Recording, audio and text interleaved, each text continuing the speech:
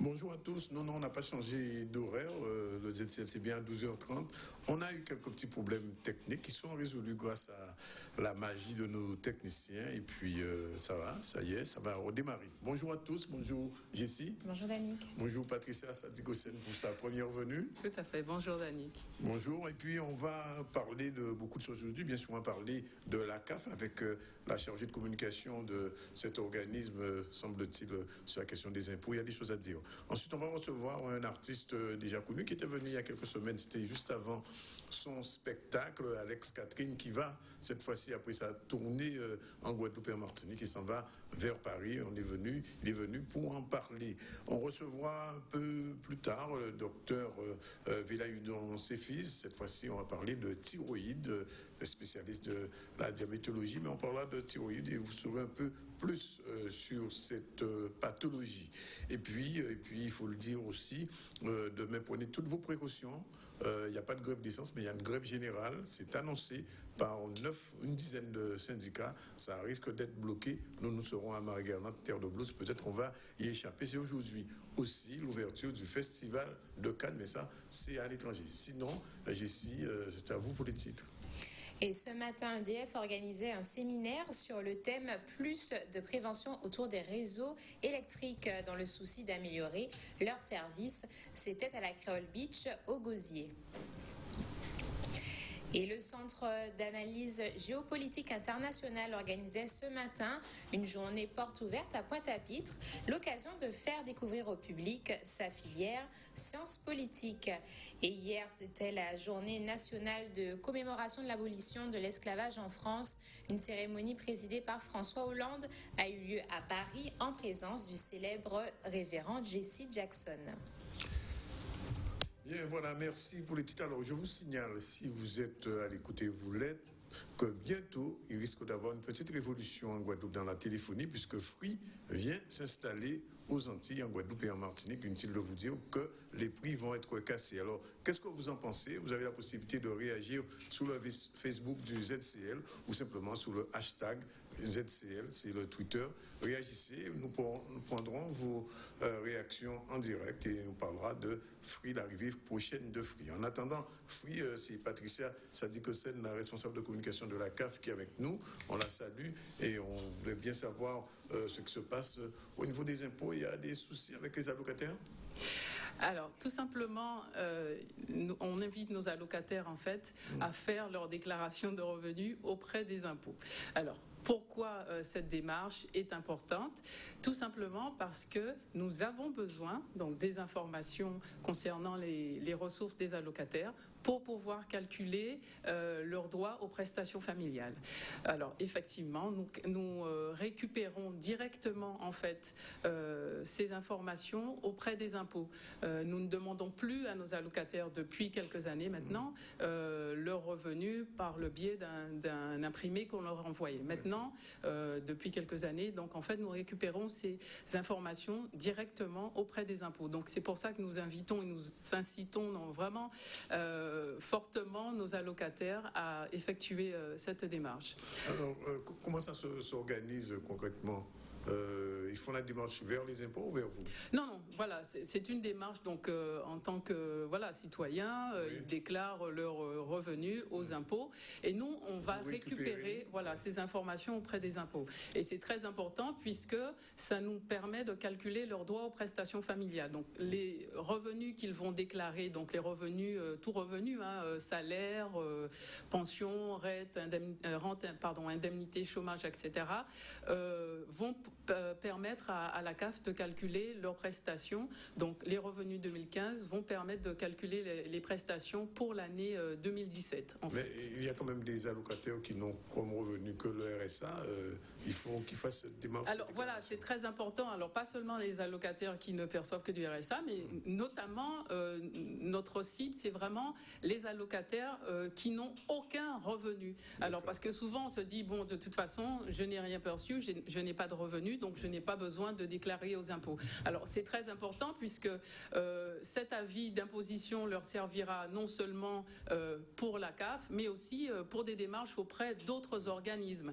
Donc c'est pour ça que nous les invitons fortement à faire cette demande, et notamment tous ceux qui ne perçoivent aucun revenu, puisque ne rien percevoir, quand la CAF n'a pas cette information, pour nous, ne pas avoir l'information, ça n'indique pas qu'ils n'ont aucun revenu.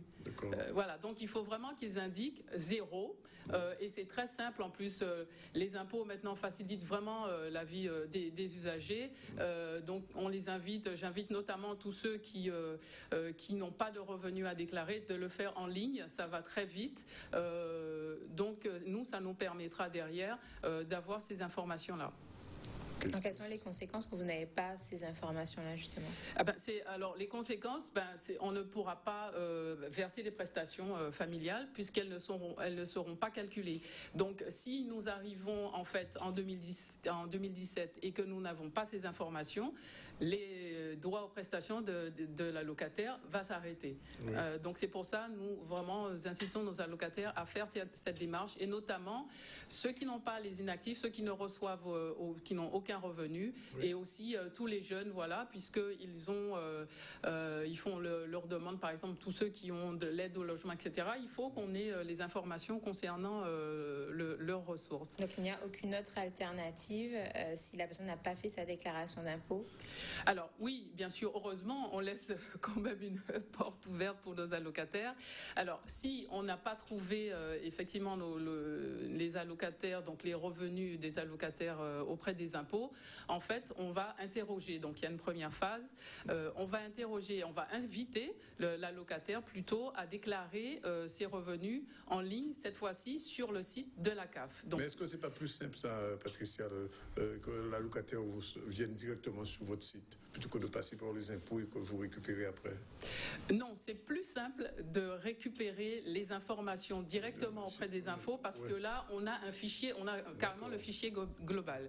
Si on le fait de façon individuelle, en fait, on a encore plus de mal à récupérer les informations. Auprès des impôts, ça fonctionne pas mal. C'est vrai qu'on a encore beaucoup d'allocataires qu'on dit non trouvés, mais les choses s'améliorent. Donc c'est pour ça qu'on invite vraiment nos allocataires à faire cette démarche.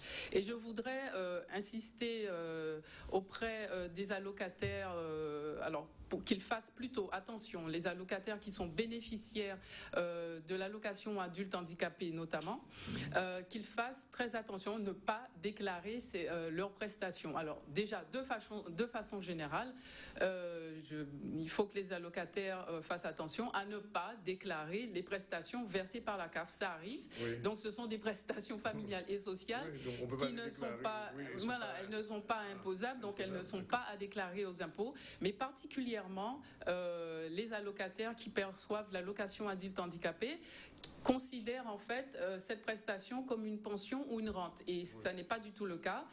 Tout ce qui concerne rente, pension, etc., c'est versé par la CGSS. La CAF, c'est bien prestation familiale et sociale. Alors, parce que la conséquence, ça peut être en fait la diminution ou carrément la suppression de leurs prestations. Donc il faut qu'ils fassent vraiment très attention à ça. Deuxième public, deuxième public très important, les bénéficiaires du RSA. Oui. Donc il faut qu'ils fassent attention aussi à déclarer, en fait, à ce que les ressources qui ont été déclarées, donc les ressources trimestrielles déclarées à la CAF, donc en 2015, concordent avec ce qu'ils vont déclarer aux impôts. Ce qu'il faut savoir, si nous on trouve une différence dans les ressources, ça va bloquer le dossier. Et donc à ce moment-là, on dit bloquer le dossier, c'est-à-dire qu'après il n'y a plus rien à faire, ou bien il faut... Non, ça va bloquer, ça veut dire qu'on va arrêter les paiements pour demander des informations. Voilà, c'est ça. Et par ailleurs aussi, si les allocataires considèrent que ce que nous avons comme information au fichier concernant leurs revenus n'est pas la bonne information, alors il faut savoir que comme nous récupérons directement aux impôts, ce sont les informations des impôts qui sont prioritaires. Donc pour toute modification à effectuer sur le dossier, il faudrait un avis rectificatif des impôts. Donc nous invitons vraiment nos allocataires à faire leur déclaration. Nous ne sommes pas les impôts, mais nous avons besoin, et eux, ils ont besoin de percevoir leurs prestations. Donc il faut absolument qu'ils fassent leur déclaration de revenus sur impôts.gouv.fr. Et cette disposition, elle est nouvelle? Non, pas du tout. Justement, elle existe depuis 2008. Oui. Donc, ce n'est pas nouveau, mais nous avons quand même toujours encore... de toute façon, il y a de nouveaux allocataires régulièrement aussi. Donc, on est obligé de continuer à faire passer l'information par rapport à ça. D'accord. Voilà. Alors, autre question, non, Jessie, non, ça va? Alors, c'est par rapport aux revenus. Quels sont les revenus qui sont pris en compte pour le calcul de la CAF? Alors ça dépend des prestations, les revenus qui sont pris en compte. De toute façon, nous récupérons. Alors ça c'est là on rentre déjà dans la technique, donc je ne peux pas répondre sincèrement. Non, c'est-à-dire que nous on récupère les revenus globalement. Ce que nous transmettent les impôts. Et ensuite, en fonction de la situation de la locataire, de sa situation professionnelle ou pas, etc., il y a certains abattements qui sont effectués. Mais ça, c'est technique. C'est fonction de la locataire aussi, de ses revenus, de son niveau. Voilà, alors, autre chose à préciser parce que j'avais une autre question à vous poser, mais qui n'a rien à voir avec les impôts. On est à la veille des vacances. Je sais que chaque année, la CAF organise des CLSH pour les enfants de certains allocataires. Est-ce que là aussi, c'est déjà en route pour les prochaines vacances? Tout à fait. Donc, nous avons déjà fait paraître... Alors, ce n'est pas la CAF qui organise, mais... Qui subventionne, on va dire. Qui subventionne, voilà. Les structures, en fait, qui proposent des séjours de vacances donc, aux enfants et adolescents. Donc, nous avons fait paraître, effectivement, la semaine dernière, la liste des séjours, mais qui sont conventionnés. Donc, c'est très important. Ça veut dire qu'ils ont respecté un cahier des charges. Donc, nous avons fait paraître cette liste de séjours déjà dans le quotidien. Elle reparaîtra, je pense, le 21 mai. Donc, les allocataires pourront trouver ces informations-là dans le quotidien. Mais surtout, ils peuvent trouver l'information dès maintenant et depuis la semaine dernière sur le site caf.fr. Donc, ils ont la liste complète des séjours avec les montants, le montant du séjour, la participation de la CAF. Et ce qui est important aussi, c'est la participation du conseil départemental pour les allocataires qui sont bénéficiaires du RSA. Justement, il y a une disposition particulière en fonction de l'allocataire et de son niveau de revenu? Oui, tout à fait. Il y a un coefficient, en fait, qu'on appelle un coefficient familial. En fait, ce coefficient est calculé en fonction des ressources de la famille, de la composition de la famille globalement. Et donc, on a un montant. Et pour percevoir donc cette aide, il faut qu'on ait un coefficient compris entre 383 et 500 euros. Voilà. Donc ce sont des familles quand même qui sont modestes. Ce sont ces familles-là qu'on aide. Oui, il y a une deadline, il y a une date limite pour la remise des dossiers, l'inscription. C'est auprès, en fait, il faut que les allocataires, donc une fois qu'ils ont récupéré, par exemple, un séjour qui peut les intéresser, donc il faut qu'ils rentrent en fait eux-mêmes directement en contact avec la structure qui organise le séjour. D'accord. Bon, je crois qu'on a tout dit. J'ai envie de vous dire, Patricia, peut-être que vous revenez, mais j'ai peur. J'ai peur de vous le dire, mais enfin... c'est avec plaisir que je reviens de Danick. Merci d'être venu pour cette première fois. Et merci puis, de m'avoir reçu. On attend la seconde fois avec un peu de... Ça se passera très bien. Ça se passera bien.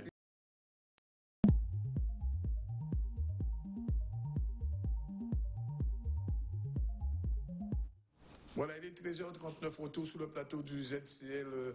Docteur Villa-Udon, ses fils, est déjà là. Mais avant, on va revenir avec Jessie sur la journée porte ouverte du KJ. Effectivement, Danick, donc vous l'avez vu tout à l'heure. Ce matin, le Centre d'analyse géopolitique internationale organisait une journée porte ouverte en son siège à Pointe-à-Pitre.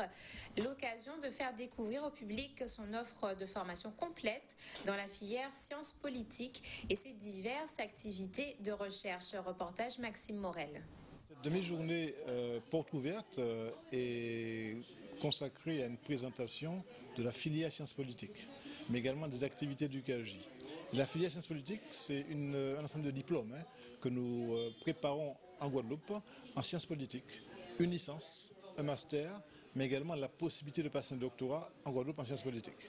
Donc c'est d'abord ça la première partie. Et la seconde partie concerne les activités de recherche. En Guadeloupe, nous faisons de la recherche en sciences politiques.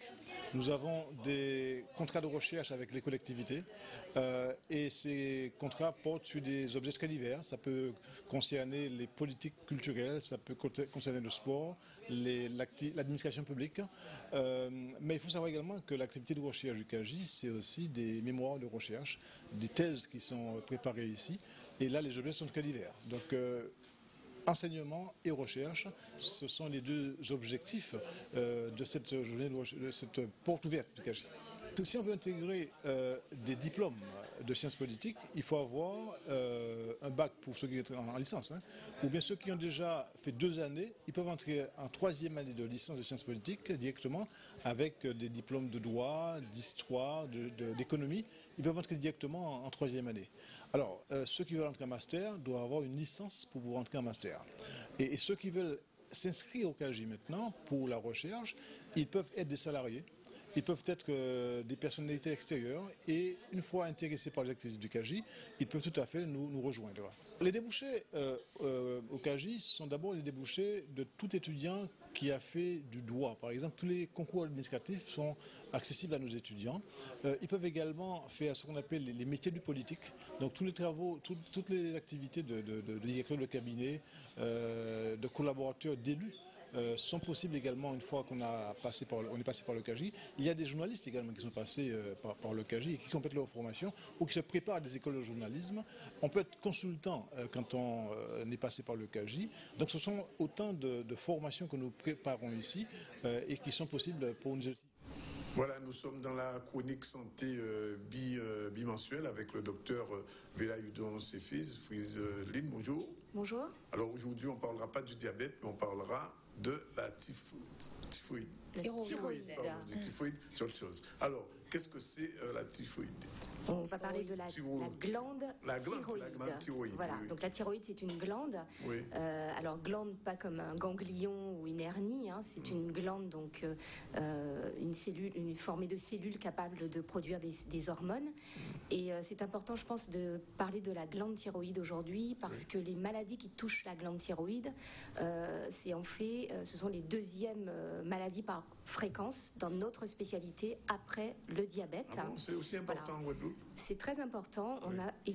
On n'a pas encore de chiffres pour dire qu'on a tel pourcentage de patients qui ont un problème de thyroïde, mais c'est la 2e cause de consultation dans notre spécialité, effectivement, après le diabète, et ça, c'est national, et ça inclut aussi la Guadeloupe. Alors, on sait l'origine, d'où ça vient, qu'est-ce qui provoque cette glande thyroïde Alors, la glande thyroïde, c'est une glande que tout le monde qui existe. On en a tous une.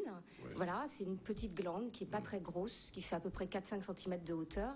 Et elle fonctionne pour équilibrer notre production de chaleur, notre énergie, le fonctionnement du cerveau, du cœur. Par contre, chez certaines personnes, elle peut trop fonctionner. Parfois, elle sécrète trop d'hormones. Il y a un déséquilibre. Et c'est ce qu'on appelle l'hyperthyroïdie. Et à l'inverse, parfois, elle peut fonctionner moins bien, elle dysfonctionne, mais en fait elle fonctionne moins bien, elle ne produit pas assez d'hormones, et c'est ce qu'on appelle l'hypothyroïdie. Oui. Alors les causes, elles sont très variables pour l'hyper et l'hypothyroïdie. Ça peut être soit des causes d'origine virale, toxique, soit le corps produit des anticorps qui vont aller détruire la glande ou bien la stimuler de façon excessive. Donc il y a vraiment plusieurs causes. Et quels sont les effets de cette maladie sur le patient? Alors en général, l'hyperthyroïdie, comme il y a un excès d'hormones dans le sang, cet excès d'hormones va agir sur l'état d'humeur du patient. Ce sont des patients qui sont facilement irritables, le sommeil aussi, il peut y avoir une insomnie, mais surtout le système cardiovasculaire. Ce sont des patients, en fait, le cœur a des récepteurs pour recevoir ces hormones-là, et donc du coup, le cœur va être emballé, il va y avoir des palpitations, une tachycardie, donc c'est souvent le motif d'ailleurs. Et là, tu vois quoi là? Allô? tout le temps, même quand il fait déjà chaud, avec les mains moites, une transpiration excessive, et on peut aussi avoir une accélération du transit, donc une diarrhée. Donc ça, ce sont les signes de l'hyperthyroïdie. La glande thyroïde fonctionne de trop.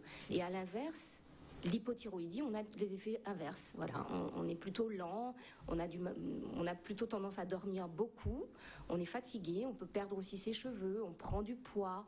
Donc tous les effets inverses de l'hyperthyroïdie sont retrouvés dans l'hypothyroïdie. Alors on comprend que c'est un organe vraiment important finalement dans le corps humain. Vous l'avez dit, qui mesure quelques centimètres et qui pèse à peine 30 grammes. Comment, dans des mots simples, ça fonctionne? Comment ce petit organe fait pour du coup contrôler tout ce système? Alors, le système hormonal, c'est un système qui est, ma foi, bien pensé, parce qu'il est régulé par une glande encore plus petite que la thyroïde, qui est l'hypophyse. L'hypophyse, c'est une toute petite glande qui est située à la base de notre cerveau et qui est la commande centrale, finalement, de toutes les autres glandes. Et donc, cette hypophyse a des systèmes pour adapter en fonction de nos besoins. Quand on a besoin, elle va te stimuler. Quand on a moins besoin, elle va se mettre un petit peu au repos. Et c'est cette commande centrale, l'hypophyse, qui va stimuler ou mettre au repos la glande thyroïde, donc par un système de messages, de signaux, qui sont envoyés entre l'hypophyse et la thyroïde. Et donc ce tout petit organe, effectivement, va pouvoir être stimulé par l'hypophyse, va sécréter des hormones en fonction de la demande, du besoin de notre corps, ou alors se mettre au repos. Et on arrive à avoir cet équilibre de cette façon.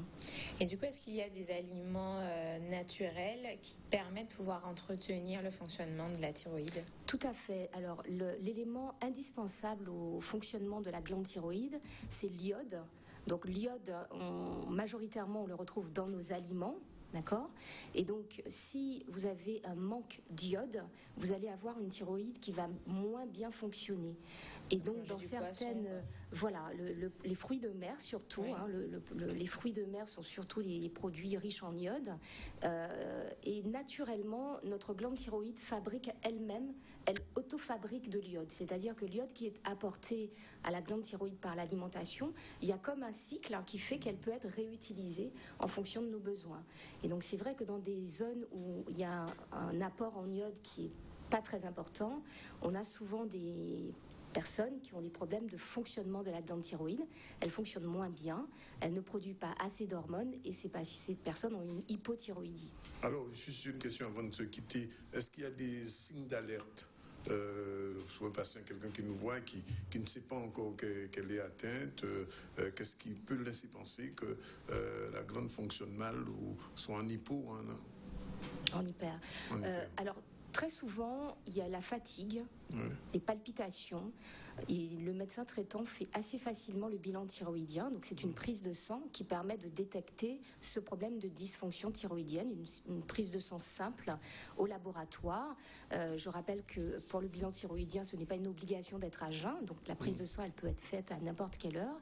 Et les principaux signes, donc la fatigue, les palpitations, ça, pour l'hyperthyroïdie. Pour l'hypothyroïdie, c'est souvent une prise de poids. L'augmentation de poids n'est pas un signe Alors la prise de poids, c'est un signe d'hypothyroïdie.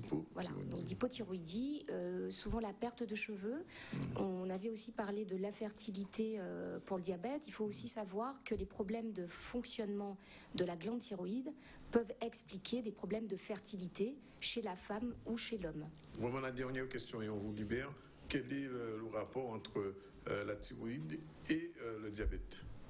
Alors, la thyroïde, elle sécrète des hormones et ces hormones-là, quand elles sont sécrétées en excès, elles peuvent faire augmenter la glycémie et donc on a un diabète secondaire à un problème de thyroïde. Donc c'est le lien qu'il peut y avoir entre les deux. En parallèle, quand on a un diabète de type 2, on avait expliqué que le diabète de type 2, c'est quand les personnes ont trop d'insuline, en fabriquent de trop, et que cette insuline n'est pas efficace. Et il a été montré que l'insuline qui est en excès, l'insuline c'est un facteur de croissance, elle fait augmenter la taille d'autres cellules. Et en l'occurrence, chez le diabétique de type 2, il y aurait une augmentation plus fréquente des nodules dans la thyroïde. Et je pense que ce sera un sujet qu'on va aborder. Voilà. Je voulais dire à nos téléspectateurs, si vous voulez des réponses à vos questions en rapport avec les sujets traités par Dr Velayudon, le Facebook du ZCL, c'est très simple. Vous pouvez nous envoyer des questions sur Facebook et à la prochaine émission, dans une quinzaine de jours, on pourrait éventuellement répondre à vos questions. Alors je le dis toujours, les questions ne sont pas une consultation, ce sont des questions d'ordre général et donc vous pouvez, si vous avez des problèmes d'un parent, un ami, etc., Facebook du ZCL. Et si vous avez raté cette chronique, elle sera de nouveau disponible sur le zcl.tv, www.zcl.tv. Vous pouvez revoir ce qui a été dit. Voilà, on vous retrouve dans quelques jours. Merci d'être venu, docteur. Merci. Et à très bientôt. On continue avec Jessie, et là c'est la remise des prix contre la violence, c'était ça? Oui, Danick, ce matin, la ville de Lamentin organisait la remise des prix du concours de Chartres contre la violence en partenariat avec la brigade de prévention de la délinquance juvénile. Ils ont pu mettre à l'honneur les classes de CM1 et CM2 de la ville de Lamentin, et c'est la classe CM1A de Monsieur Larnay, école élémentaire de La Rosière, qui a remporté ce concours. Reportage Maxime Morel. Différentes écoles CM1 et CM2 de la collectivité du Lamentin qui ont été associées à cette démarche avec la brigade de prévention de la délinquance, donc le service cohésion sociale de notre collectivité, en collaboration avec les professeurs, ont mobilisé donc ces classes de CM1 et CM2 qui ont eu un certain nombre de semaines pour travailler donc la thématique. Les brigades de prévention sont allées à la rencontre de ces écoles pour leur expliquer en fait la thématique, les critères pour constituer cette charte. Et vous avez pu constater donc le résultat on a pu voir vraiment qu'on a des classes talentueuses et qui ont certains atouts. On a eu une très belle charte sous forme de chansons, très rythmée. Je salue encore la prestation de la classe de Blachon pour cette charte. Effectivement, pratiquement toutes les classes ont participé. On a eu de très bons résultats. Notre rôle de gendarme qui est de lutter contre la violence, contre toutes sortes toutes les infractions, les délits, les crimes. Le premier levier d'action, c'est la prévention, c'est aller justement à la rencontre des jeunes, leur apporter des informations sur les dangers, les risques à ne pas respecter les règles, et puis au-delà de la loi pénale, leur faire comprendre que quand on commet des actes malveillants, des infractions, eh bien, il y a des victimes, il y a de la souffrance. L'important de la prévention, c'est d'apporter dès le plus jeune âge une information sur le respect de soi, le respect d'autrui et le respect de son environnement. Et là, j'ai un appel à faire aux parents parce qu'ils sont en première ligne pour éduquer leurs enfants et il est extrêmement important d'inculquer aux enfants les bonnes manières et la politesse. Ce serait déjà, c'est primordial, ne serait-ce que pour avoir l'ordre social, pour que les enfants comprennent que vivre dans un monde juste et paisible, il faut que ça vienne d'eux. C'est à partir des jeunes qu'on va pouvoir changer la société parce que ce sont eux les acteurs de demain. Et effectivement, ils ont une vision que nous, adultes, nous avons déjà une vision un peu parfois blasée de notre société. On vit les choses comme elles viennent, alors que nos enfants ont une autre vision. Ils ont un œil neuf sur les problématiques actuelles, donc à savoir la délinquance, la violence et autres. Et il est très important que pour nous, notre politique, qu'on fasse ce travail d'accompagnement avec nos enfants pour que... Nous sommes le 11 mai, hier 10 mai, c'était la manifestation habituelle et on peut dire traditionnelle aujourd'hui, du 10 mai